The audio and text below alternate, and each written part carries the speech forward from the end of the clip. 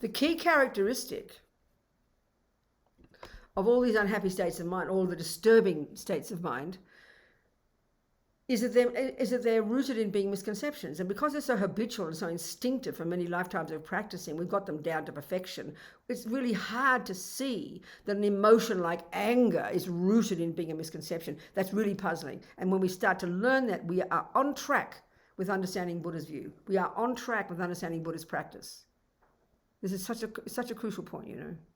So finally, when we get to the Mahayana component, the compassion wing, and we get bodhicitta, and in the final stages of the practice of the bodhisattva, bopping from life to life to life, hooking sentient beings, and eventually becoming a Buddha, we then learn in the six perfections. We then get to finally the sixth perfection. We finally get to the wisdom that's implied from the path from A to Z, and we get to hear the ultimate way that things exist. And that's when we finally, you know, everything leads you to that. Everything primes your mind to that. It's all coherent and logical. Of course, it's not evident initially. We haven't got a clue what they're talking about. So let's talk about how things exist. This is Buddha's fundamental point. This is his genius. This is his expertise. I mean, I'm sorry, I'm not as if I'm so clever, I should know that, but it seems like it, you know. And this is where Buddha diverges. On this point is where Buddha diverged from all the amazing genius Indians, you know, you Indians from before him. As I always quote, as His Holiness says, you know, with these amazing Indians more than 3,000 years ago were the ones who began the investigation into the nature of self.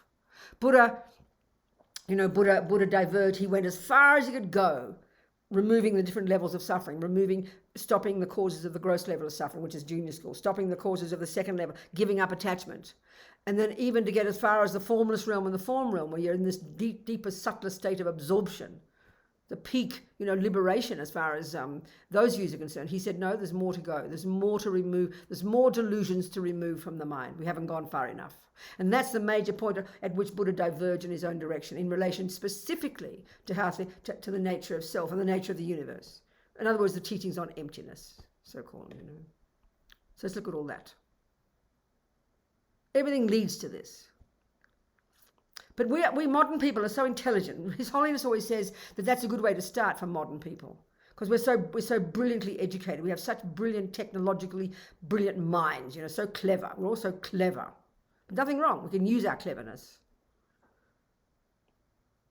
That emptiness and dependent arising are really helpful for the world. You know, that's how it's the basis of much of his talk with all these scientists, you know, all these brilliant modern thinkers. But everything's implied. When you hear about karma, it mightn't be evident that you're discussing how things exist, you know. But the law of karma, the natural law of cause and effect, is a brilliant example of the first level of dependent arising. All the impermanent things of the universe exist in dependence upon causes. And dependent arising, as Lama Yeshe puts it beautifully, is the king of logics to prove emptiness. So by hearing about karma, explicitly, it's the basis for your determining your behavior. You're changing your behavior. Why? Because you don't want suffering.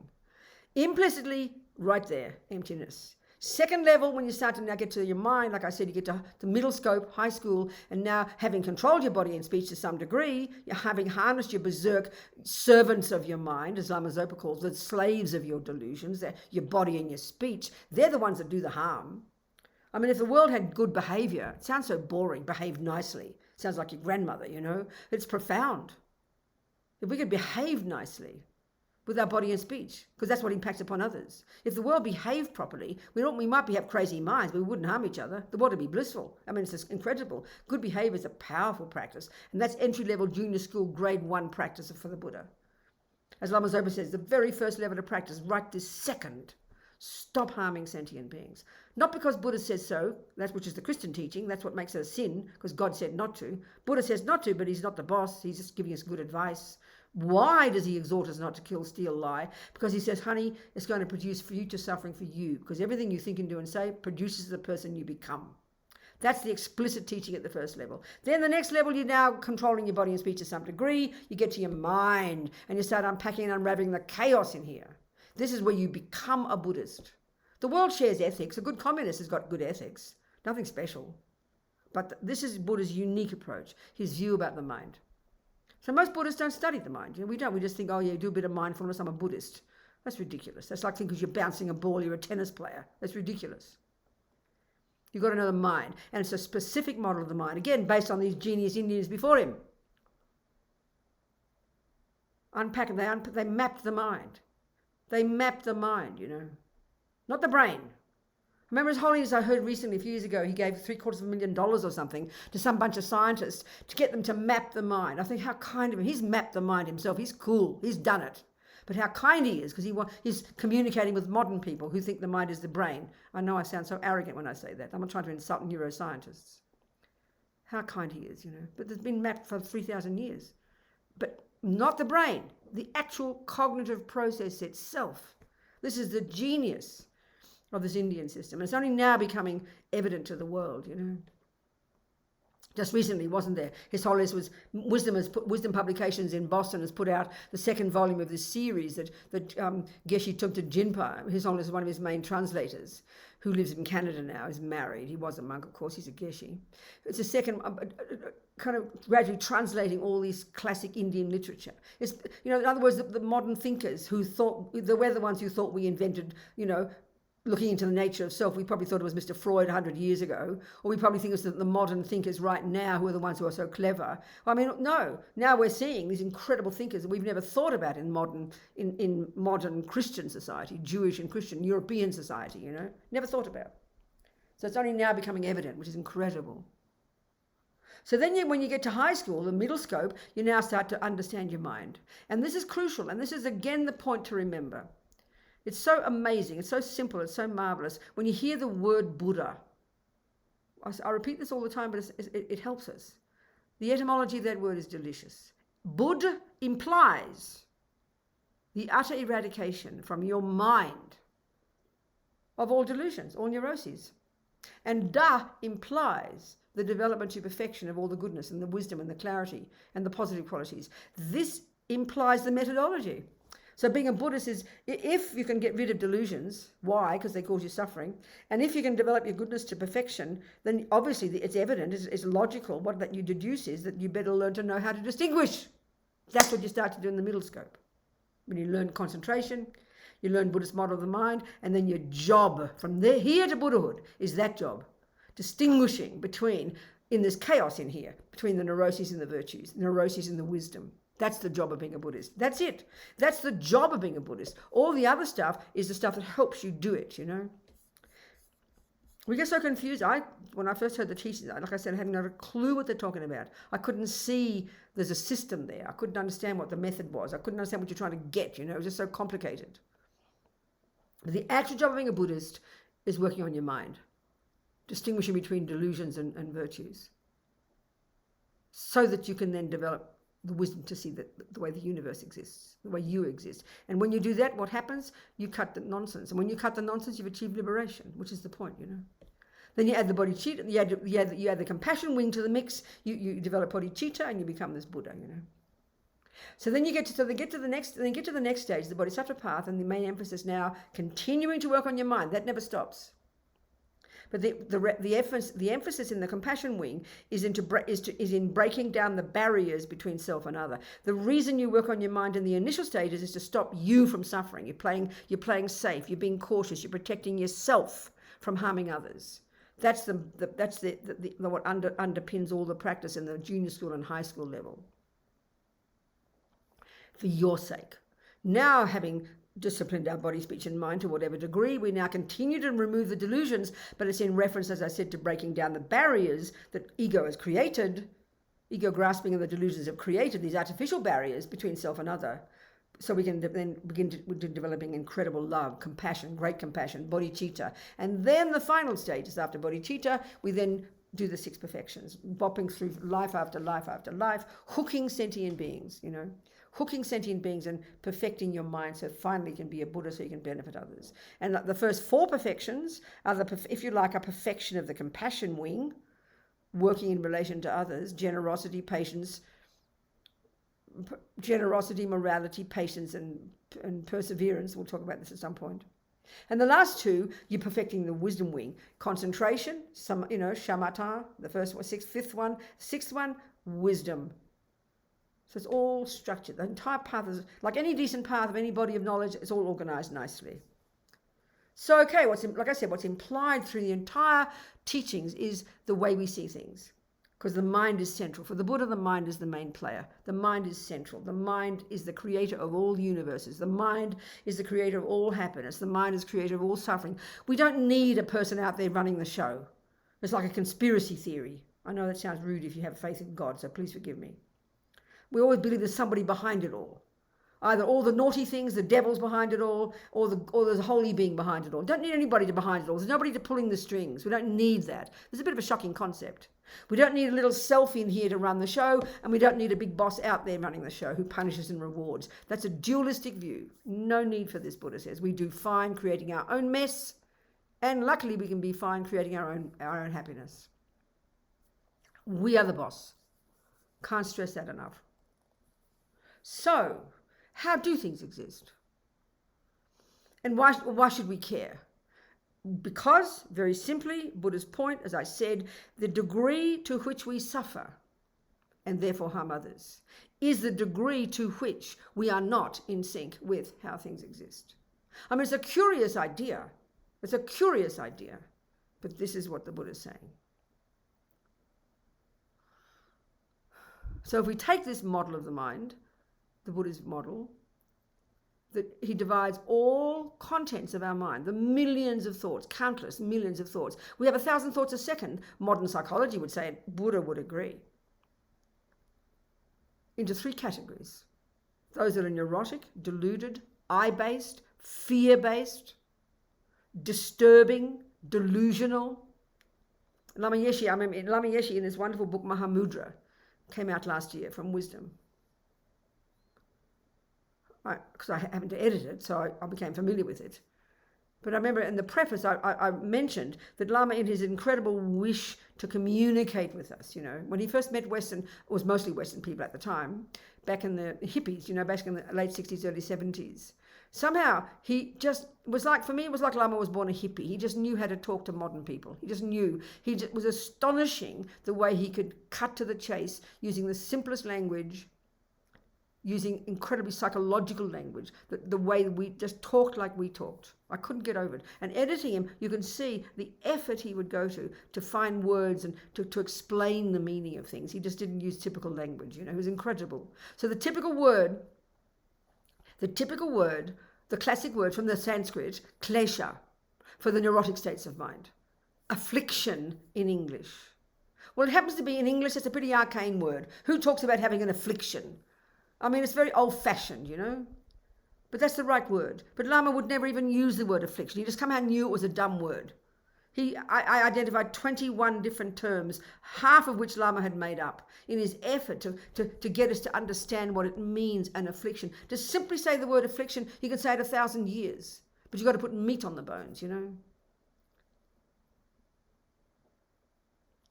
Lama's wonderful synonyms for these states of mind. The neurotic ones, the deluded ones, disturbing, affliction. Or, I think a modern word that is perfect for these, but this is too shocking for our minds. They're mental illnesses. Anger is a mental illness. Attachment is a mental illness. Jealousy is a mental illness. This is a really perfect term, because what's an affliction? Affliction is a problem.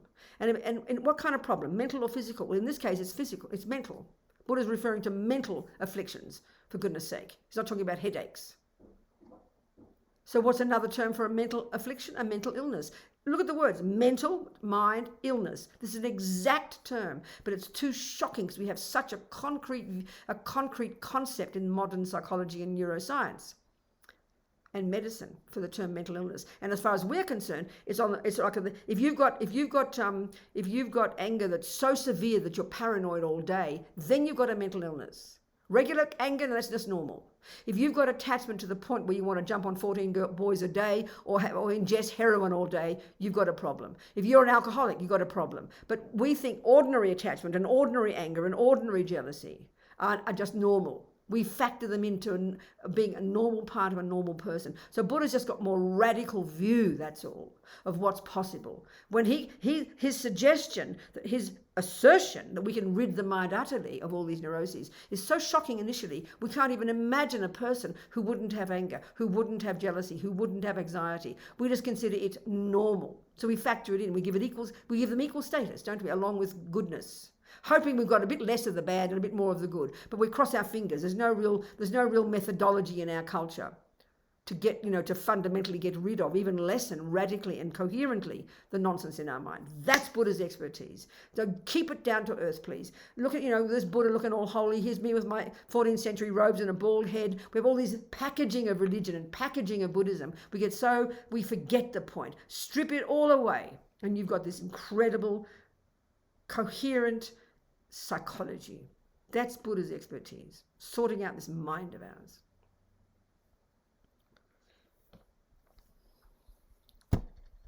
So the first category of states of mind are the neurotic ones. And then there's 84,000. They always talk about 84,000. But then I keep asking the Geshis, which texts are they describing? Where is this map of the mind, please? And no one can ever tell me. But they all keep quoting Buddha saying there are 84,000. And as Ling Rinpoche, this young Ling Rinpoche, he travels a bit around the world. He often says, and most people tell me they haven't heard this before, but he often says, 21,000 of these 84,000, those 84,000 delusions, disturbing emotions, afflictions, mental illnesses, are all subsumed to three. The three root delusions, the three toxic emotions, the three poisons. We hear about this all the time when we read Buddha. They've got ignorance, attachment, and aversion. They sound so cute. Like I say, you don't go to your therapist and say, I've got some attachment. That's why you shut up, go home. Because we don't use those words in psychology. These three, and as Ling Rinpoche says, 21,000 are rooted in ignorance, 21,000 are rooted in attachment, 21,000 are rooted in aversion, and the other 21,000 are rooted in all three. So it's a really coherent map of the mind, of the cognitive process itself. For these three, though, if we can understand these three, first learn their definitions, and then start to put meat on the bones by being your own therapist, so identifying them. These are huge. If we can begin to understand and identify these three in our own mind, we have a profound understanding of our mind, I tell you. And therefore everybody else's, because we're all the same. We've all got the same. We've all got, the map of the mind refers to all of us. We're just different. We're the same. We've got just different quantities of different ones, but we've all got the same, basically. And this map of the mind, this model of the mind refers to all sentient beings, not just humans, animals as well. It's very fascinating. So, the root delusion, the root mental illness, the root affliction, such that when it's uprooted, you're climbing out of your samsara into your nirvana. You can't fall back after that. Buddha says we've had samadhi, we've had concentration, we've had single point, we've had shamatha in countless lifetimes, but we've never used it finally to realize emptiness. So we fall down again. We fall down to the lower realms again. We lose the plot. So, ignorance, the root delusion. Ignorance, a simple word, ignorance. We'll discuss it. We're going to get to this one. Ignorance, the root delusion, which is a misconception about the very ontological status itself of everything that exists at the deepest, at the subtlest level, that everything has this ignorance thinks that everything has an intrinsic, independent, pointable, findable, set in stone character. On the basis of that, the main voice of that, and when the object that it clings to is I, then we can refer to it as ego grasping, self-grasping. It's a colloquial term, very delicious.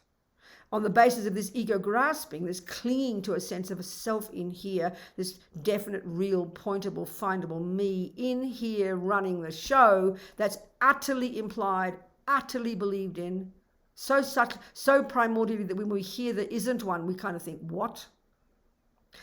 On the basis of that one, then there is this bottomless pit of emotional hunger, attachment to get what that supposed I wants. It's frantic. It's a junkie. On the basis of attachment not getting what it wants, aversion. These are these three. They've got this intimate hierarchical relationship. And then all the other delusions are rooted in these. It's very coherent. So let's look at this ignorance.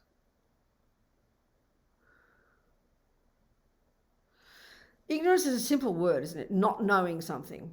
But this is a kind of like double trouble ignorance. Not only do we not know the truth about something, but we believe in an, okay, simple example. Not only do I not know, where's my thermos? I didn't bring it today. I need my thermos. I'll go get a dry throat. Where is it? I'll find it somewhere. Oh, here it is. Okay. Not only do you not know that's black. I say, what's that? You say, oh, that's pink. So not only do you not know the truth, it's black, you actually believe in a lie. Now, that's an easy lie to fix. But you believed in the lie for a long time and you're very convinced it's pink. You're so convinced it's pink, it even appears to you as pink. And you believe it and you cling to that truth. And you can't hear the truth. So not only do you not know the simple truth that it's black, you believe it's a lie. You believe in a lie. It's double trouble ignorance. So in other words, if you don't, actual ignorance is that you say to me, what color is that? I'll say, oh, I don't know. Well, that's easy to fix. I'll just tell you it's black and you'll remember it. Thank you. And now I know the truth. There's no lie to remove from your mind. You just don't know. That ignorance is easy. If we merely didn't know about reality and just merely didn't know that there is no inherent nature. No, we really didn't know how things exist. We'd become enlightened in a couple of years, I think. That ignorance is easy to fix. Why it's so hard to fix is because we believe not only a lie about the nature, about self, not only do we not know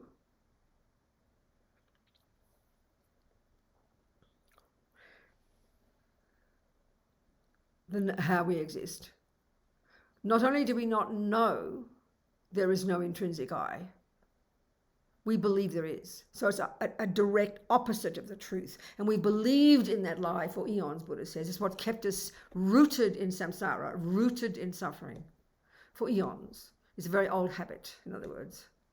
So the main work in learning to know the truth, that there is no intrinsic I, we have to learn to know the conventional truth of what does exist. So this is where for Tsongkhapa, he's got this marvelous poetic poem, series of verses in praise of Buddha for his teachings on dependent arising. It's a wonderful, wonderful, just full of joy when he finally discovered the middle way. Finally discovered. He was in years and years of retreat, writing all his texts, and he, having direct conversations with the Buddha of wisdom, Manjushri, and finally got to see the brilliance of Lord Buddha's teachings on dependent arising, which, as Lama Yeshe puts it, is the king of logics to prove emptiness. So the thinking we have to do to realize emptiness is dependent arising. That's the king. There's many other thinkings, and we'll go through some. There's many other logical arguments we need to use to prove to ourselves that there is no intrinsic I. So the recognition that there's no intrinsic I, the recognition of this word emptiness, the lack of an intrinsic I, is the end result, is the conclusion you come to on the basis of all the hard, clear thinking and meditating on dependent arising and the other logical thinkings, the other logical presentations that we have to think about. But the king of logics is dependent arising, as Lama Yeshe puts it. So let's look at that. So the two truths. There's different ways of presenting the two truths, but the way here is that what Buddha's telling us is that everything that exists, and this is a really crucial point, everything that exists necessarily exists as a conventional character, has a conventional nature, and has an ultimate nature. So that even the first point is everything that exists. When you study Buddhist philosophy, one of the first things you do is you study this text in which you learn all the terminology and the nuts and bolts, like a map of the world, like all the terms and the meanings of this and that and definitions and blah, blah, blah. So the very first thing you learn is the term existent. There are about 5 or 6 synonyms for that which exists. There are about 5 or 6 synonyms of that which exists. Phenomenon. Object of knowledge, object, existent, established base. That's 5 of them. They're all different terms referring to whatever exists. And why are we interested in learning to know the terms for what exists? Because Buddha's entire point is that we're living in la land in relation to what exists. As Lama Zopa says, all these delusions, but in particular the root delusion, this marigpa, ignorance, marigpa, unawareness, ego grasping when we refer to the self, all these delusions, attachment and anger and all the rest, what they do is they decorate on top of what does exist. Layers upon layers upon layers of characteristics that don't exist. That's the way these delusions work. So when we even just the ordinary delusions, even the branch delusion when we learn in high school about attachment, this is a huge one. What attachment does, what all the delusions do is they exaggerate, they embellish, they decorate on top of what is there, things that aren't there. So attachment, when your eyes see that shape and color, that brown triangle on the plate, and you know it's called chocolate cake, and your stomach's empty and everything's lovely and all the conditions come together, then attachment kicks in instantaneously, and even before that, but decorates on top of that brown triangle delicious qualities that just aren't there. And this is fairly easy to prove, because you know when you're stuffed full of chocolate cake 5 minutes later and the same eyes look at the same brown triangle and label the same chocolate cake, but how does it appear now? Disgusting, because you've thrown off your attachment glasses and now you've got your aversion glasses on and it looks repulsive to you, not even cold yet. We know this. That proves right there emptiness, But the key point here is the delusions all have their own lie. Attachment embellishes deliciousness. Aversion and anger embellish ugliness. Each of the delusions embellishes, it's got its own specific stories. So each has got its own specific antidote.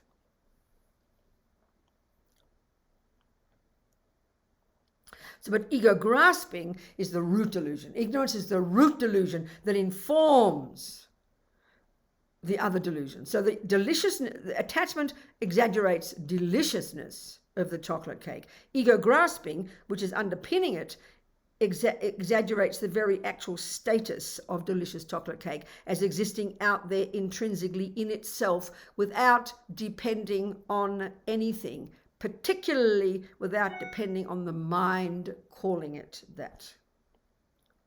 So this is the way delusions work. This is the essence of the whole business of... So, okay, the point I'm getting at is the word existent, the word phenomenon, object, everything that does exist. And what Buddha's saying is, then these lies embellish. And we have to get rid of those embellishments. We have to sort of get rid of the lies so the embellishments disappear to see what is real. So the first thing we have... So then the first truth, the reality of these two truths is everything that does exist has a conventional character. A conventional character. And then that same thing has an ultimate character. And these two come together. So, so we first, in order to, okay, if we are getting everything wrong, as Buddha says, the first thing we have to do is establish in a very grounded, practical way, well, what does exist? Conventionally, what does exist? So we have to first establish, well, what's that, mummy? Well, darling, that's a thermos. What's a thermos? So she has to give me the definition. So she will tell me a definition here has got two parts, really. The first part tells you its conventional characteristics. Oh, sweetheart, see, look at this now. It's that flat-bottomed metal container. And I can see that. That's its first characteristic. Flat-bottomed metal container. I get that. But I don't know what it is yet. And this is the crucial piece. I don't know what its meaning is. I don't know what its character is. I don't know what its function is. I don't know what it is in its bones. What is it, mummy? What does it do? Oh, darling, it keeps my tea hot. Now I know a thermos. That's a definition. We've all got to agree on that. Because that's its conventional job. That's just what it does. It's what it is, conventionally. And if we can't get to that agreement, how can we discuss its ultimate nature? Not possible. So we first establish what it is. But that's not enough. She's now going to prove to me that it's true. Our trouble is we'll believe anything anyone tells us. So she'll get her tea and she'll pour. And she'll put it in there, she'll turn the lid, she'll tighten the lid, and then we'll wait 2 hours and she'll open it up and she will have proved that it does in fact do the job of keeping my tea hot. She just proved that. That's still not enough to accept that it's conventional character. We have to now make sure there's nothing in our world and in the general world, the world of people who accept this, that there's no other definition that contradicts it. Once we've done this, we can stick the boxes, sign off, shake hands. Now we know what a thermos is. And now we can begin to discuss how it exists, because that's the label and the definition. But already, but what Buddha's saying is, we can agree that's a black thermos, that can be tick the box, correct. But what we don't see is that this ego grasping, this ignorance, maripa, is imposing upon it, as I said, Lama Zopa says, characteristics that don't exist there. But we can't see because we believed it for so long. We see it. In other words, we see it as self-existent. Now, that's the thing we have to start to look at. What do you mean self-existent?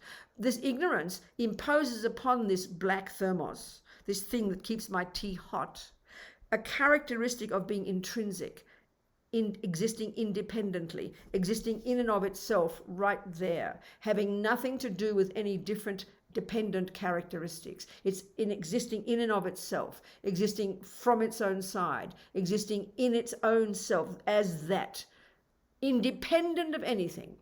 And all Buddha's saying is nothing can exist like that. Nothing can exist like that. It's an impossibility. But that's even the subtlest view where Buddha diverged from all the amazing Indian views before that. I don't know all the names. I just say Hindu. I know that's not really accurate, but all those different philosophical positions. Even the subtlest one, still this concept of God and a concept of a soul or an Atman or a self. That's exactly what Buddha's argument is. He's saying the misconception of how that self exists is the mistake. It's something that is not caused, that's unchanging. So he argues with those positions. He says something like that can't exist. He's not being rude or like a communist when he says there's no creator. He's saying that's not a possibility. It's not viable. A holy being, it's interesting. It's very interesting. The characteristics of God, if you look up the Christian view of God, 3 essential qualities: omniscience, infinitely wise, infinitely compassionate, infinitely powerful. Well, they are the 3 characteristics of a Buddha. So it seems to me there's many different views over the universe, all these amazing humans looking into the meaning of life, coming up with similar findings, but different definitions. So the concept of Buddha's, so God is one being who has no cause, who's permanent, unchanging, no cause, and is the creator of everything else. Buddha says, it's a way of saying it, Buddha says that's not a possibility. It's just meaningless. It's not like that. He's not being rude. Whereas in fact, a Buddha is everyone can become. It's the potential of every single person. These qualities of omniscience, omnipotence, and infinite compassion, these are the potential of everybody. Every mind has that potential. We don't need a separate one out there to create us. We create ourselves.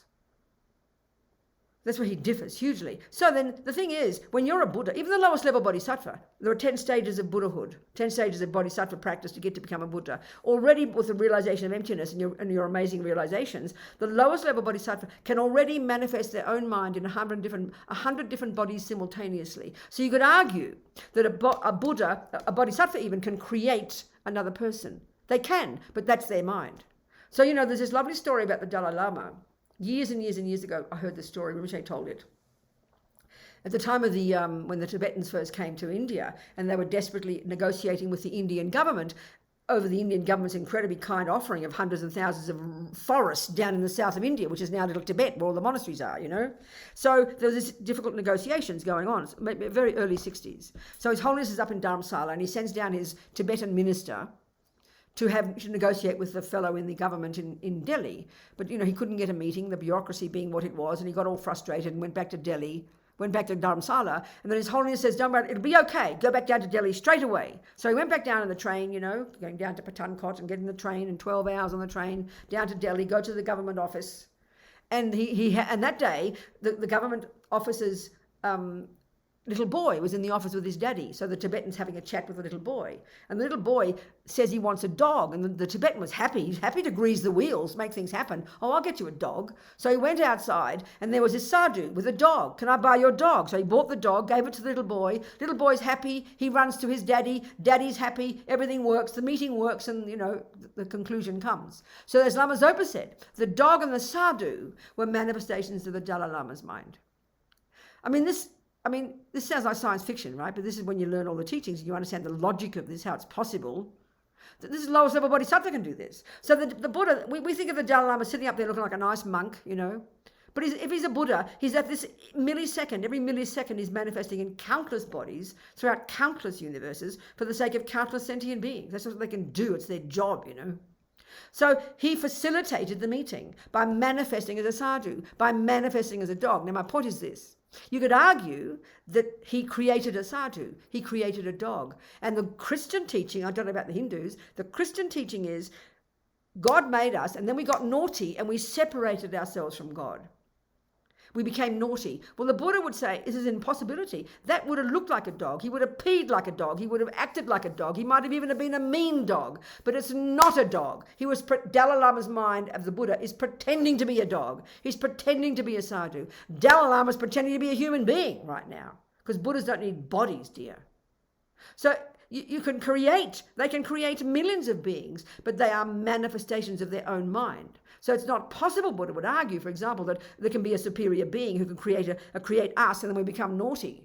Not possible, impossible, because once you've realized emptiness, once you've got reality, you can't lose that. So what I'm getting at is that all these many similarities over the centuries. You can see this from the great thinkers, but different interpretations, different viewpoints about them, you know. I find that very fascinating. So, where was I? Ego grasping, the two truths. So the conventional truth is things exist conventionally, and there are trillions we can see of distinct, different conventional phenomena.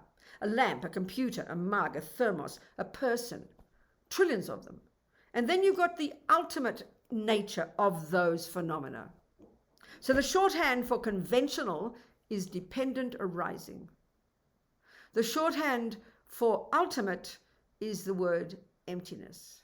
So right now, these are the two truths. Now, right now, we exist in the two extreme untruths, the wrong views. So when we hear emptiness, what we do because of the misconceptions in our mind, as soon as we hear the word empty, as soon as we hear there's nothing from the side of the thermos that makes it the thermos, we go, oh, well, we chuck the baby out with the bathwater, become nihilistic and go, oh, well, there's no thermos. Total not. That's falling into the abyss of the great mistake, as Tsongkhapa says, you know. That's how we hear it. Why? Because we've got the misconceptions in our mind that inform that, so that makes us hear it like that. Big mistake. Then when we hear that there is a dependent arising thermos that does exist, that does function to hold my tea exactly as we defined it, then we go, oh, phew, what a relief, grasp, and we over-exaggerate the status of the thermos. That's the extreme view of eternalism, of seeing it as permanent. The other extreme view is nihilism, and this is the biggest mistake, apparently. This is the biggest mistake when it comes to understanding the meaning of emptiness. The commonest meaning that's put upon it is the biggest mistake is nihilism. It's falling into the abyss of the great mistake, as Tsongkhapa says. So as Lama Zopa puts it so nicely, when we've realized the emptiness of whatever it might be, and we're going to look into the emptiness of the self, when we've realized emptiness or whatever the object is, it's as if there is no thermos. It's as if but there is, dependent arising, there is a thermos, but what does exist is so subtle, it's as if it doesn't exist. So these two, this is the yogi's view. This is how it is for the reality for the yogis of experiences, for the rigsin, for the knowledge holders, you know. So we have to put these two together, and it's the subtlest distinction that we have to learn to make. And the middle way is where these two come together.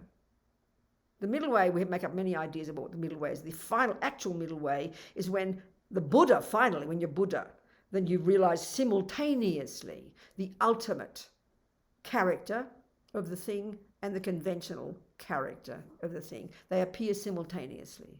Even the greatest yogis in their meditation who have utterly realized emptiness appears. When they're out around, bopping around the world, the thermos appears. There's still a distinction. They don't believe in the intrinsic thermos, but it still appears as intrinsic. But finally, when you're a Buddha, the two truths. So this is the major one to think about, because they keep us grounded and not let us fly off the handle into the abyss of the great mistake. So we've got to hear the meaning of emptiness properly. We've got to hear the meaning of dependent arising properly and take away all the embellishments, you know. So let's look at some logical arguments to try and prove this. So let's look at use the phenomenon called self. We're one of those. We're not a thermos. We're not a toilet. We're not a bed lamp. We are an I, a person. So the word I, me, myself, person, they are synonymous. And conventionally, we are one of those. We fit the definition of an I. I forget what the definition is, actually. Never mind. Let's say we fit the definition of a phenomenon called a person. A dog is a person. A Buddha is a person. A hell being is a person. We're one of those. So let's analyze how this person exists. So there are many different arguments, and one of them, they say, if something does exist, there's got to be either one thing or more than one. Now, initially, this seems so silly. What are you talking about? Well, let's look into this. It's very fascinating. Okay. I will tell you I'll make a simple statement. And I will say, you know, I have a thermos and a mala. Now, if you analyze that statement, and how many phenomena, when you count how many phenomena I mentioned. A phenomenon, for me, it's like a noun. You know, isn't it? A phenomenon as a noun. So I mentioned 3 phenomena there. I said that's one phenomenon. I'm one phenomenon. There's one. I said thermos and I said mala. So that's 3, isn't it? Now listen to this. If that's a true statement, just conventionally, if there are 3 phenomena, you have to be able, in the simplest level, you have to be able to point out 3 separate, in this case, 3 separate and independent things. And we can do this. And what it means is this. They're being separate and independent means they don't rely upon each other. They don't depend upon each other for their existence. So a thermos, if it's dependent and separate, that means the thermos could break. Robina's fine, she's still intact, and the mala still is intact. If the mala breaks, Robina's fine and the thermos is fine. This proves they don't depend upon each other for their existence.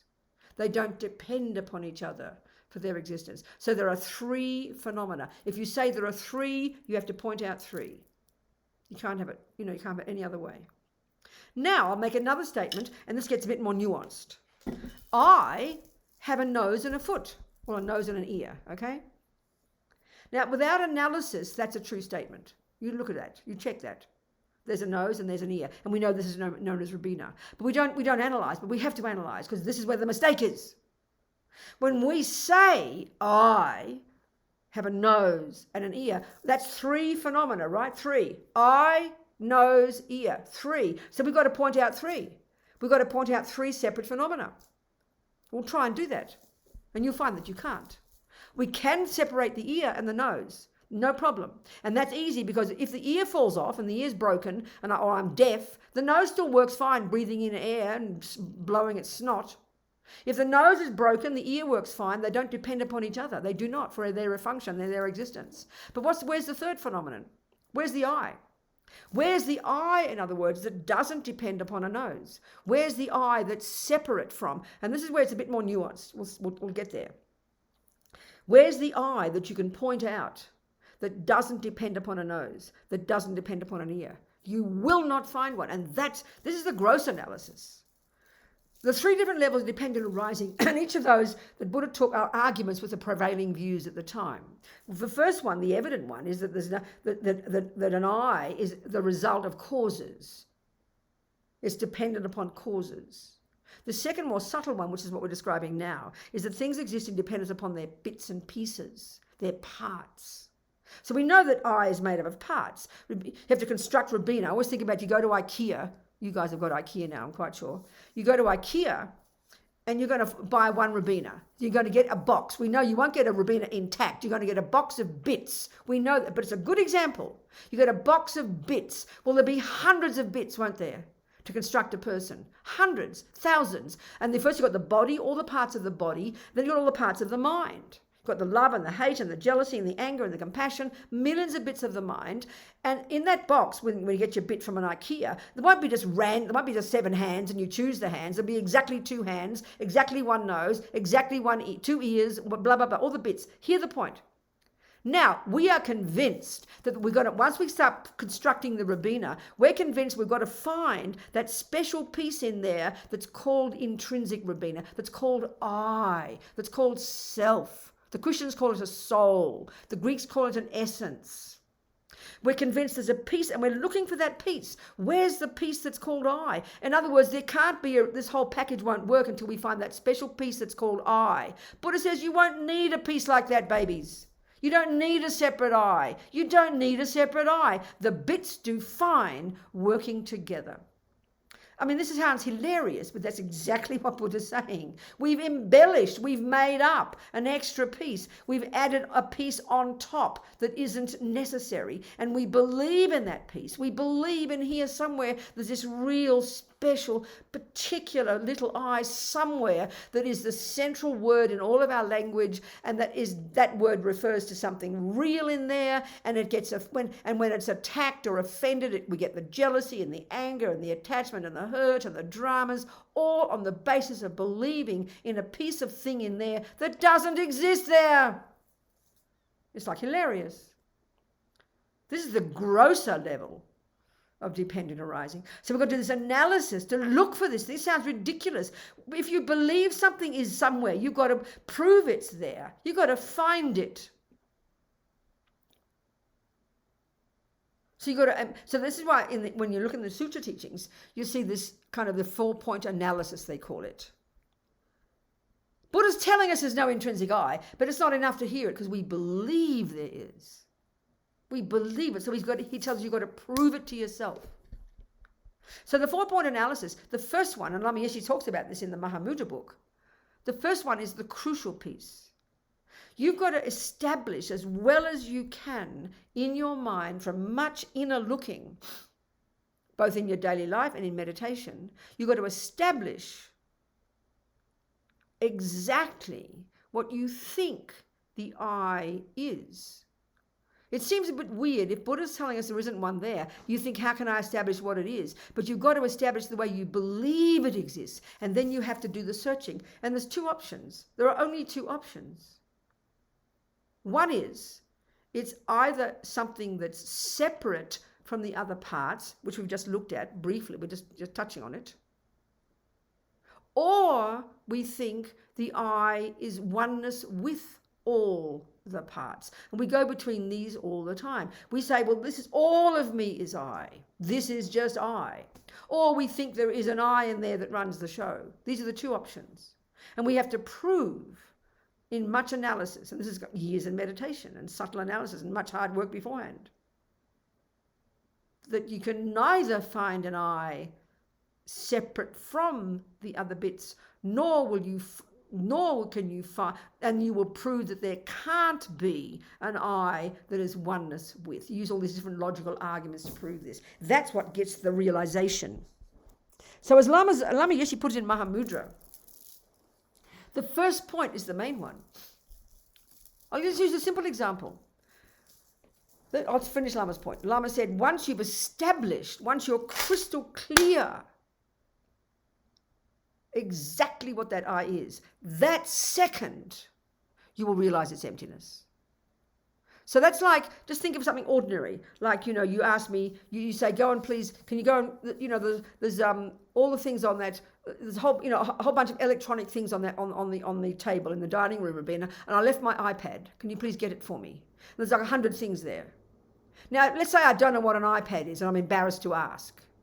Well, I might walk into that room on the dining room table and the iPad might be the first thing right there on the corner that my eyes lay on. But because I don't know what an iPad is, think about this, I don't know what an iPad is, I can be staring at the iPad and I can look at that table for 100 years. I will never, ever have certainty about whether there is an iPad there or there isn't an iPad there, because I don't know what an iPad is. And this is a thing that does exist. But the second I know what an iPad is, that second I will recognize there it is. Or after a bit of search, I will discover the absence of the iPad. And that's the point here. You've got to first know what you're looking for. Then you can establish whether it's there or whether it's not, because there's only two options. It's either there or it's not. But this is a more subtle search, because the I we're looking for can never, has never, and will never exist. So it's a much more nuanced, subtle one. But we've got to squeeze our brain to do this, as Lama Yeshe puts it. So what's the logical argument to prove that there can't be this is just all of me? Well, if this is all of me, if the body and the mind are I, why would I say I have a body? That's two things. If I believe it's all, then it's like saying I have an I. It's like saying body has a body. It's just redundant. You don't need to say that. So if there is an I that's oneness with, then as soon as you say body, the I is the body, and then you say I've got a mind, well, the I is the mind, then you've got two I's. Then I've got the I is all the bits, you've got thousands of I's. I mean, that's stupid and sounds silly to us, but we think it through logically. It's valid, But because we have for so long, in the presence of an I, an intrinsic I, a separate I, an independent I. It's a given. And it's for eons. It's like, for eons we've been doing this. All beings are driven by this. All the animals, all the hell beings, all the spirits, all the gods, all the beings are driven by this assumption to one degree or another of grasping, This is the root ignorance. So from the first second in your single point of concentration, in your shamatha, from the first second of your recognition, of your clear cognition of the absence of that I, that's your first direct realization of emptiness. And from that second, you cut the root. And from that second, you start climbing out of your samsara into your nirvana. You've got more work to do, but you can't fall back after that. Now you become called a superior being, an Arya being, from that second. So let's look at the word now. What time is it? Yeah, okay. Let's look at the word emptiness now, okay? This is something we get very, very confused about. The word itself, emptiness. No wonder we think it means nothingness, because we haven't analysed it. But look at the ordinary, we use this word in our daily language. We use this word as in ordinary daily life. I'll pick up my thermos and I'll go like that to drink. I'll go, oh, my thermos is empty, I'll say. Isn't it? We say that. Well, what's it? We've got to ask the question. If you know what a thermos is, you know it holds tea because you know I drink tea. Well, I don't. It's hot water. But let's just say it's tea. Then we'll know what I'm saying is there is no tea in my thermos. We know it means that. We'll finish the sentence. My thermos is empty of tea. We know that. We do use that language all the time. If you look in your bank and you're convinced there's $5,000 there and you see a zero, the zero appears to you, but you get the biggest shock. Oh my God, where's my $5,000? My bank account's empty.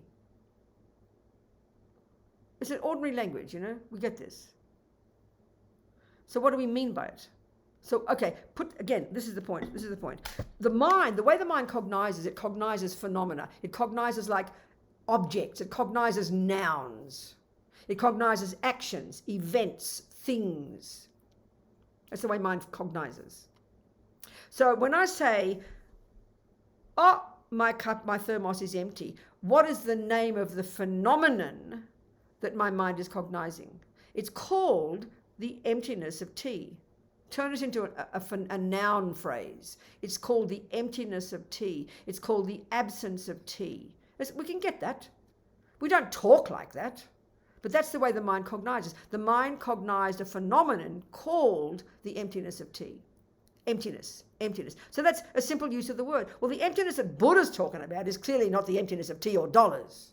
It's the emptiness of an intrinsic I, which is far more subtle phenomenon. But we use the term. Now, the point is, why do we think it means nothingness? This is the big mistake.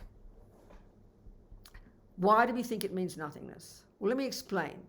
Use a simple example. I like the example of the bank account. Let's say you ask me to look in your bank account. Just say, tell me how much is in the bank, Robina. You don't tell me that you think 5,000 is there. You believe 5,000 is there because you worked hard. So you can see, smell, touch and taste your 5,000, your precious $5,000. You know it's in the bank. You can imagine it. It's there. You expect it to be there. But I have no expectation. I have no projection of what could be in your bank. So I simply open up the bank account, I put the password in and I say, oh, there's no dollars there, Robina. There's no dollars, zero. I see zero. There's nothing. Okay? Now that's an example of nihilism. There is nothing there. Now, look at the difference. This is the point now. You believe there is $5,000. You imagine $5,000. That's what you expect to be there. I have no expectation. And I'll see the truth. There's nothing. So what do you see when you open the bank account? You don't see nothing. You see a vivid, powerful phenomenon called the absence of $5,000. You see the emptiness of $5,000. You see the lack of $5,000. That is not the same as nothing. It's completely different. So with the eye, it's the same. You don't, as His Holiness says, you don't start looking for the little intrinsic eye and throw out the nose and the hand, get your IKEA box and chuck out all the bits until you got nothing left. Oh, look, there's no eye, there's nothing there. No, that's nihilism. That's not the point. As His Holiness says, the eye isn't empty because you can't find it. You won't find it. You look in your IKEA box, you will not find a piece called eye. But that's not the real premise. The eye is empty of intrinsic nature because it's a dependent arising. So the thing is, so there's different things, but the one thing, the dependent arising is the grounding the emptiness, you know. It counteracts the nihilism. And the same, so if the object I see is zero, which is nothing, that's not the meaning of emptiness of $5,000. The meaning of emptiness of $5,000 isn't that there's nothing there. It's that the $5,000 isn't there. So it's the absence of $5,000 that is the object that you cognize, not the absent, not nothing. So it's the absence of an intrinsic I that you cognize, not no I. It's the absence of an intrinsic I, the absence of an independent I, the absence of an inherent I. You discover that, because that's the one we cling to. We believe there's an intrinsic I. If I look in my cup and I find there's no tea, the only person, this is the interesting point, the only person who will notice the cup is empty is the person who expected tea. The only person who will see there's no $5,000 is the person who expected $5,000. The only person who will see the absence of an intrinsic I is the person who believes in an intrinsic I. So it's not nothingness. It's not nihilism. You won't find an intrinsic I. But that's not the real premise. It's because it's a dependent arising. So we've got to learn these things. Learn the words first. Slowly, slowly, with much practice and purification, we'll start to get the meaning of the words. So I need just a very brief, a few things there to talk about. So any questions? We've got 20 minutes. Any questions, people? If you'd like to ask questions.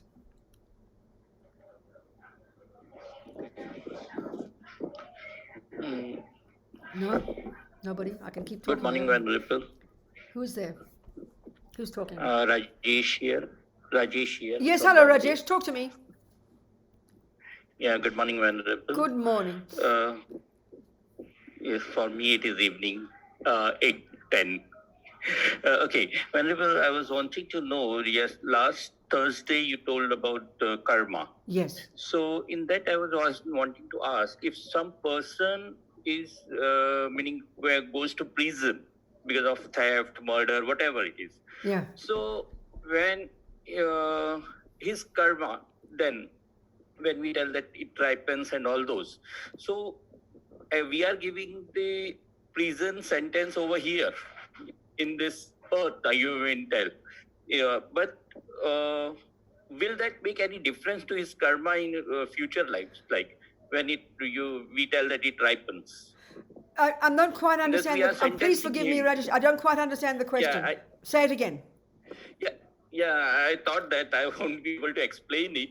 See, we are giving him the sentence, that person a sentence, whatever he has done, the crime. Exactly. So somebody gets caught and they're accused of killing and they go to prison. So what's the question about that? Yes. Yeah.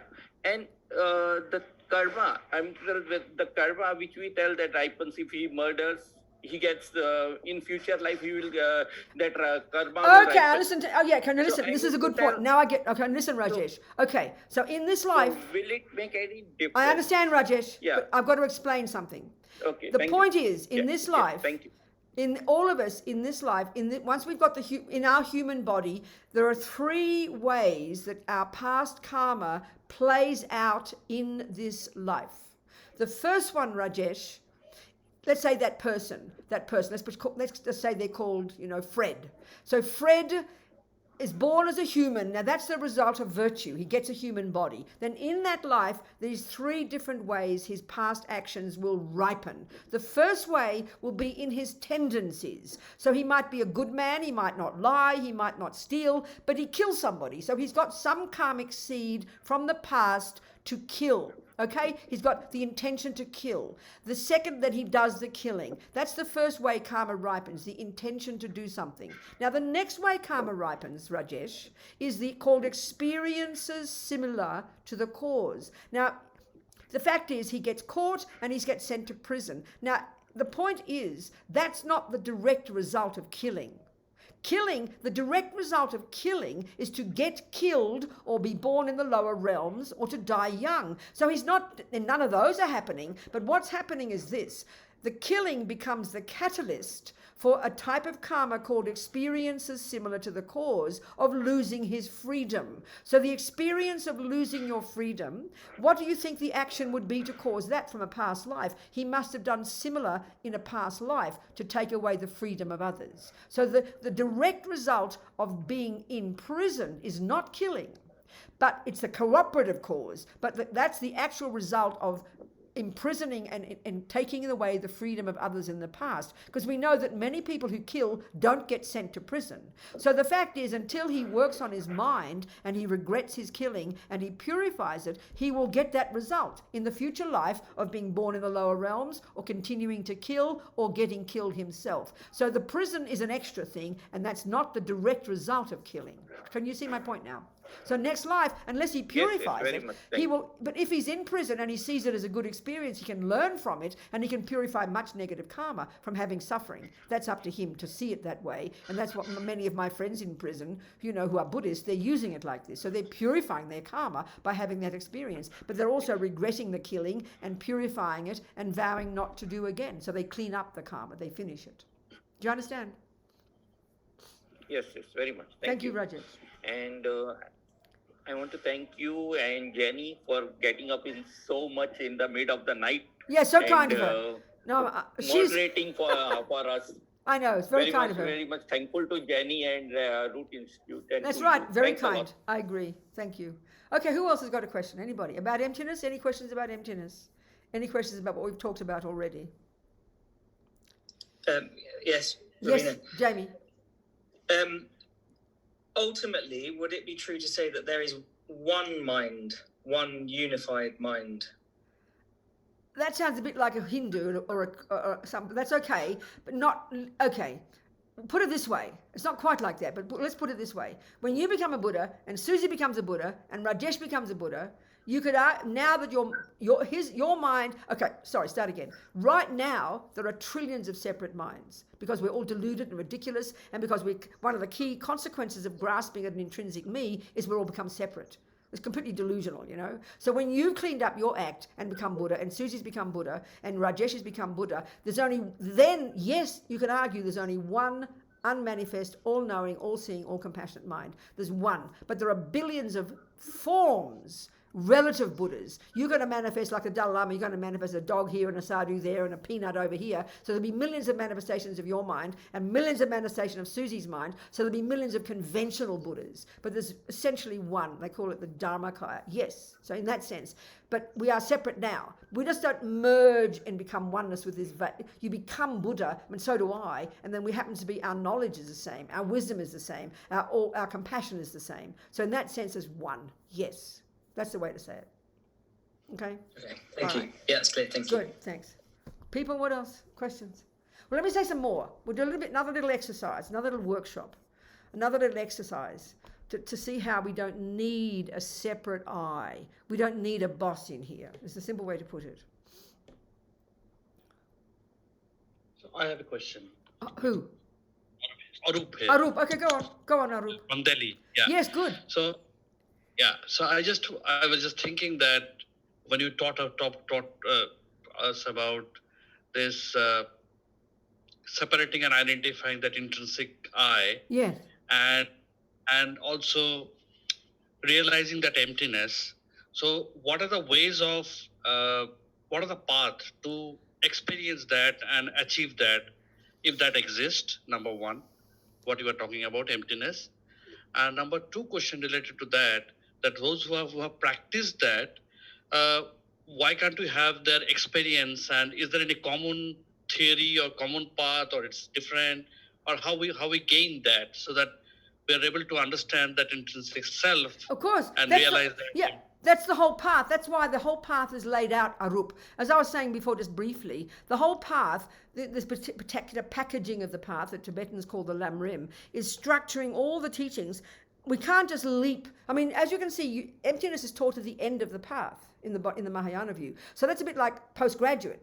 University level. You can't leap to that level. You've got to prepare your mind first by abiding by the laws of karma. You've then got to prepare yourself by working on your mind. Then you can prepare your mind by having bodhicitta. All this prepares your mind, and all the time you're chipping away at this work of living in vows, working on your mind, developing compassion. All this is the preliminary work, and then by the time you get to the six perfections, you can get your shamatha really easily, and so the direct method to get emptiness, you've got to have shamatha. You've got to have this subtle, single-pointed, laser-like focus.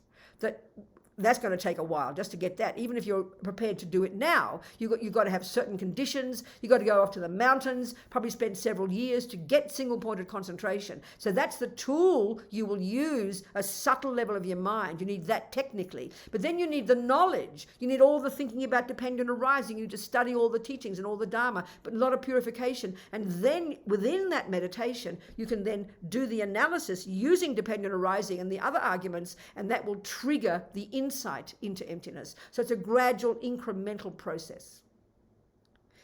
Are you with me? Yeah, thank you. The two main modes of meditation are the actual technical methods: concentration and this ability to use analysis, subtle analysis at a subtle level in shamatha to break down the misconceptions. But you've got to prepare your mind to get to that point. Otherwise, we could all just sit down and get realization of emptiness this second, but we can't. So it's a gradual process.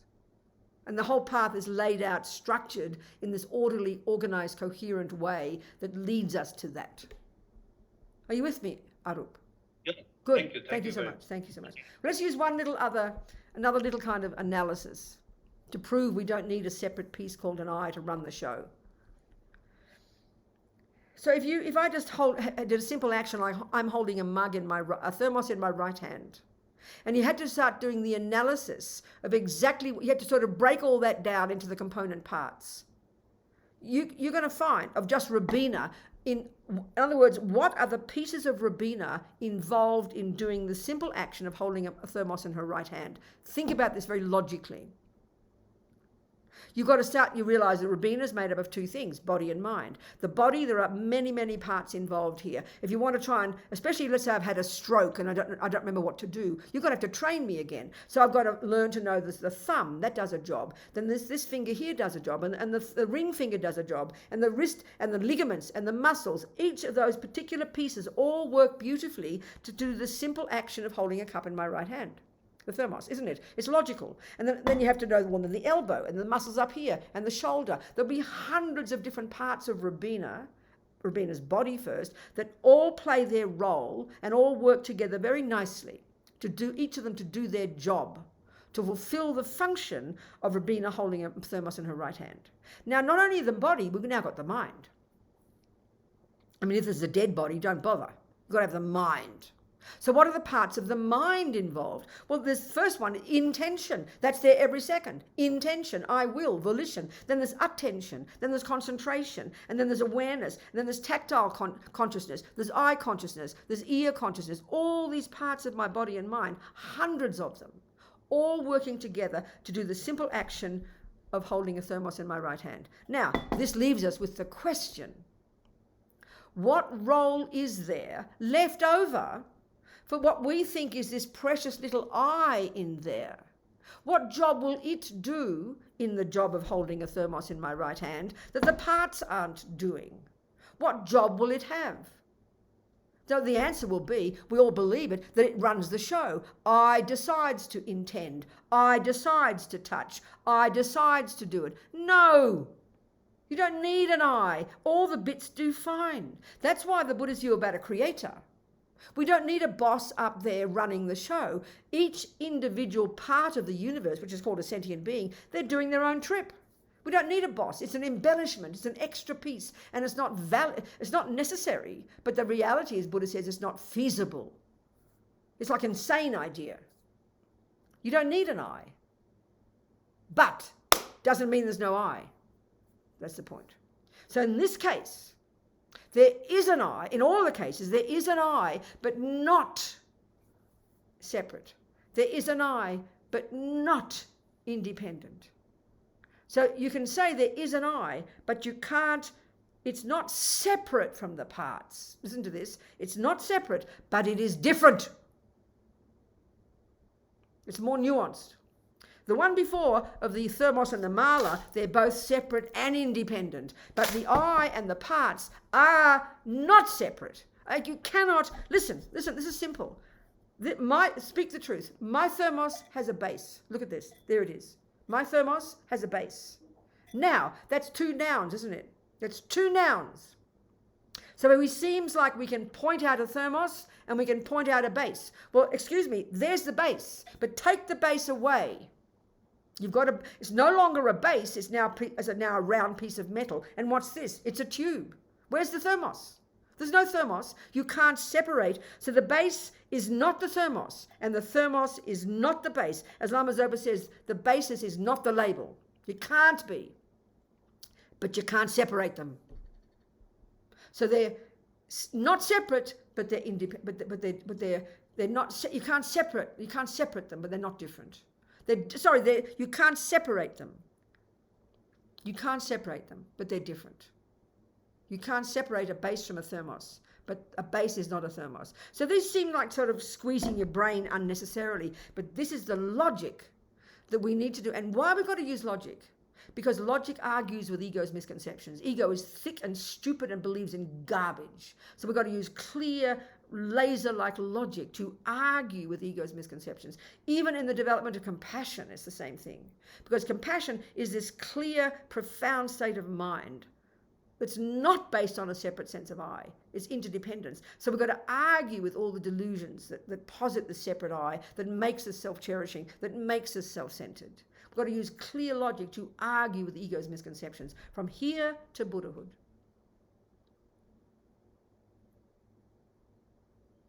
Time to go home nearly.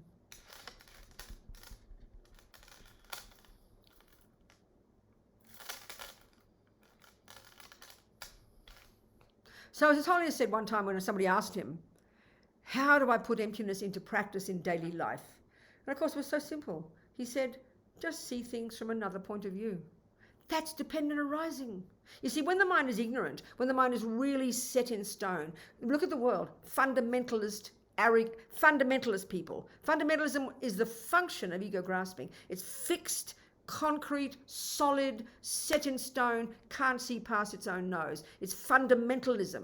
That's exactly how ignorance works. So as soon as we can see something from another point of view, this proves there's nothing intrinsic there. And the other thing is this.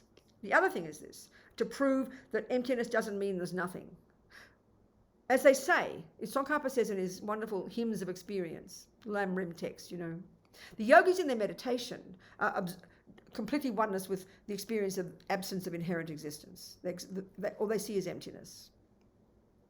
They open their eyes and they're bopping around the world again of 1,000 different dependent arisings. They all appear different. They all appear intrinsic, but they don't believe it. They don't believe it, but still they know there's no thermos from its own side. They know there's no thermos from its own side, but still the thermos functions exactly as we defined it. It keeps the tea warm. That is never denied by emptiness. So dependent arising is not denied by emptiness. It is reinforced by emptiness. Because my cup is a dependent arising, it is therefore empty of existing from its own side. And because there is no intrinsic cup, there can be a cup that functions to keep my tea warm. So they support each other. Emptiness does not deny dependent arising, and dependent arising does not deny emptiness. And that's the big mistake we tend to make. We see it as the two extreme views,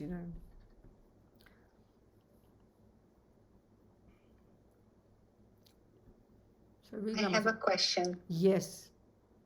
Hello, Venerable. Yes, darling, talk to me. So I was studying the remedy. I mean, the four opponents, Yes. the practice. Yes. Okay? And for the first time, I could acknowledge that since my mind is sequence of brain, I can regret from anything that I have done. Yep. Okay, but this is just the first step, because then how do I do the remedy for that? Because you explain how to do the remedy darling. for... The remedy is, are you doing this practice in the framework of the Vajrasattva practice? No, I'm just read yesterday and I'm considering okay. to So do the purification I'm practice, not doing it. The purification practice has 4 steps. Yeah. The first step is to acknowledge that we have done actions based on delusions that harm others. So we acknowledge we've done it and we regret it, thinking, I did that, I'm so foolish, I did that action and I regret it. But the crucial point is you have to say, because I don't want the future suffering. I don't want the future suffering. That's what regret is. It's for yourself. Then next step is reliance. Well, whom can I turn to? Where's the doctor? Whom can I turn to give me the antidote? So the second step is we visualize the Buddha. In this particular meditation, we visualize the Buddha, Vajrasattva, and we take refuge. The second part of that second step, you now have regret for the sake of other sentient beings. You have compassion. You now regret that you've harmed others. That's compassion, the second step. The first one's like compassion for yourself. The second one is like, then for other people, I must purify for other people's sake. And you have compassion for those you've harmed. The third one is now you do the remedy. You visualize the Buddha, you say the mantra, you visualize purifying. That's the remedy. That's the most powerful remedy. There's other remedies in your daily life. You should help people and not lie and not kill. They're remedies, but this is the most powerful remedy. The visualization of the Buddha, the recitation of the mantra, and that's all the Lamas say, that's the most powerful remedy. And the fourth is the resolve, the decision to not do it again. These 4 are totally what purification is. And we need all 4. Does that make sense? But when you say, it makes sense, but when you say regret for anything, even if you don't know. Well, of course you don't remember. So what? Yeah, but how can I honey, listen, resolve not anugraha, you don't have to remember. If 2 years ago you killed somebody, but you've lost your memory today, you still killed that person 2 years ago, and you put seeds in your mind 2 years ago, and those seeds are growing every day in your mind. You don't have to remember it. You could have put seeds in your garden 2 years ago. Just because you don't remember it doesn't mean that those seeds aren't growing, does it? Yeah, but the simple fact I'm not enlightened, I'm lost in samsara. It means that I have things to regret. I don't have to remember. Why are you regretting it? Okay, you have to understand what regret means. You have to understand what karma means. Do you understand? So tell me why you would regret an action of killing 2 years ago that you don't remember. Let's say you did kill a person 2 years ago, but you don't remember. Why would you regret it? What is regret? What is the point of it? How do you understand it? because I'm not happy, so I regret because I don't want. I Don't- don't want no. suffering anymore. So why would you get suffering? re- So anugraha, why would you suffer as a result of this?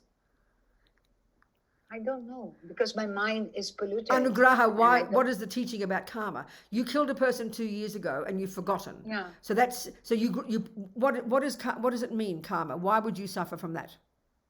It's action and reaction. Yeah, no, just too vague. Why would you No, suffer? I because of don't that? know. Well, then you have to I don't study. know. If I don't know, how can I regret for something that I don't know? Anugraha, you're not. That's not the point. You just asked me after 2 minutes of talking. You've gone back to the same first question. Okay. So let's say you smoked cigarettes 20 years ago and you didn't know it would give you lung cancer. Let's say 20 years ago you smoked cigarettes and you didn't know it would cause lung cancer. That's possible, Yeah. isn't it? That's Yes. possible, isn't it? Okay. Yes. So then you've stopped smoking cigarettes, but still the harm is done. Every second you've been smoking those cigarettes 20 years ago, it's polluting your lungs, isn't it? It's polluting your lungs. So then then now the regret is, what a fool I was. I didn't realize I was harming myself, so I must purify my body. Well, it's the same here. Every single second of the day, you are doing something negative. If you've got ego grasping and if you've got attachment and if you've got anger, you're a normal human being. You're creating lots of negative seeds every single day. And you've had countless past lives. So in those countless past lives, and every single action you did has dropped a seed in your mind. And all those seeds are there. So you've got to do something about those seeds. They're growing. The fact that you don't remember has got nothing to do with it. Why do you have to remember? You just because you right now from eating chocolate 1 month ago, maybe your skin is coming out in ugly things. You don't have to remember which chocolate on which day. The proof of the pudding is you ate the chocolate. Not remembering it has nothing to do with it. If you're an ordinary samsaric person, it means you have delusions. So it means you've created millions of negative karmas. That's just the logic of it. So then you regret that you did those things. So why would you regret them? Why would you think, I regret whatever I have done in the past lives to harm sentient beings? I regret. Why would you regret? What's that step mean? What does regret mean to you? Why would you say it? Because I'm fed up of suffering. I don't want to I beg your suffer pardon? anymore. I beg your pardon? I don't want to suffer anymore. And- because I did this. As Okay, a good. So result, then I'm first you suffering. regret, you think, I must have done all those actions. What a fool I was. I didn't realize I was harming myself. But now I realize I'm poisoning my mind. And I know that these seeds will ripen in the future as my suffering. And I don't want suffering. So I regret it from the depths of my heart. Then the next step is, whom can I turn to? So that leads logically onto the next step. I better find a doctor to give me the medicine. Yeah. Do you understand psychologically what regret means Yes. now? Yeah. Okay, good. Thank you. Yes, I do. Any other do. questions, people? It's- About Thank you. Any other questions? Can I ask a quick question? Yeah, for sure. Go on. Go.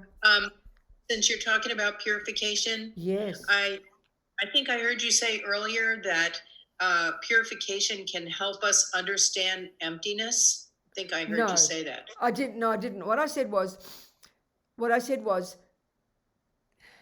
purification is like putting atomic bombs under all the weeds, preventing them from growing. But what pulls the weeds out at the root is when you've realized emptiness. That's what I would have said. So when we realize emptiness, that's when we cut the roots of all the delusions. Purification is controlling the outcome, is stopping them from growing. But you uproot the roots when you realize that there's no intrinsic everything. I mean, it might not seem evident to us, Joanne, in the beginning, but emptiness is the final purification. When we realize emptiness, that's when we really purify, because we cut the roots and the roots can't grow after that.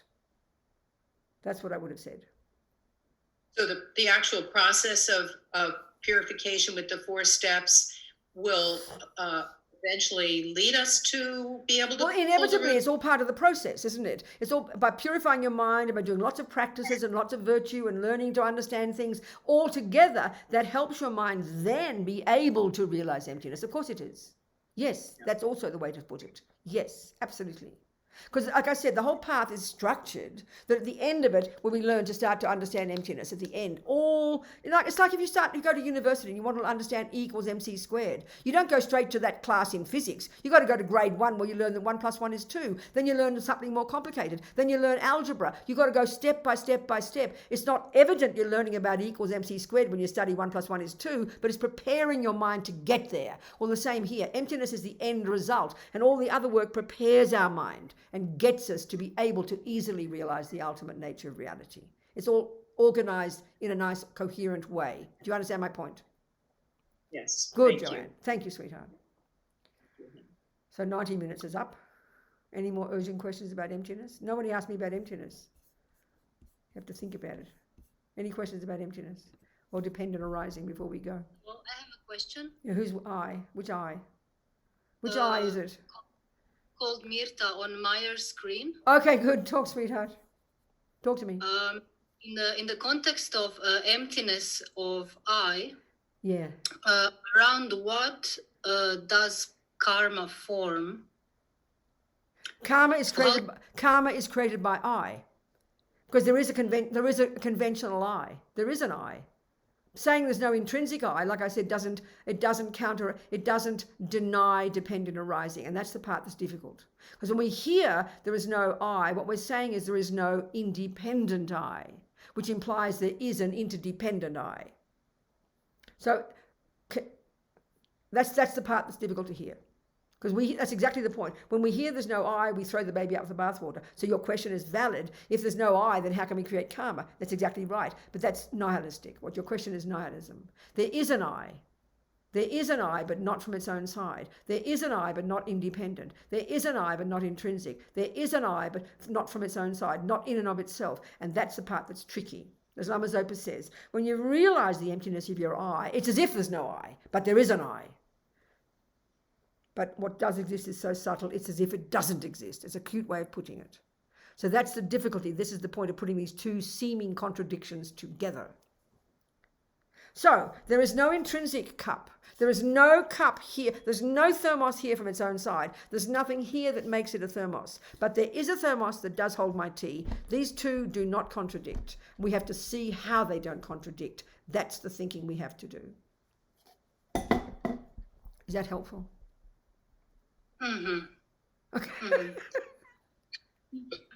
That's the answer anyway. So we've got to just get to realize that saying there is no independent I doesn't mean there's no I. So conventionally, I create karma. But as Lama Zopa says he says there's the I, which doesn't exist from its own side, creates, which doesn't exist from its own side, karma, which doesn't exist from its own side, because everything is dependent arising. Karma is dependent arising.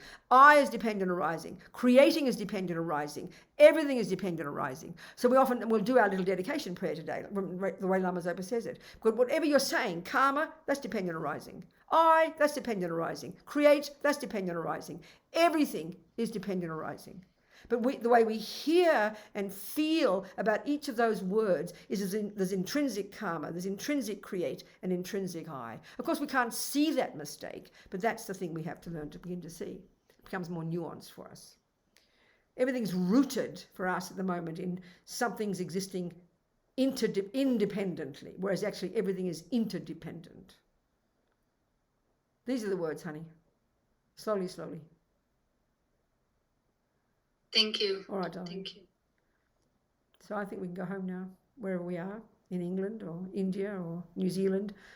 Kind Jenny can go back to bed or go back to her meditation cushion, depending on what she does.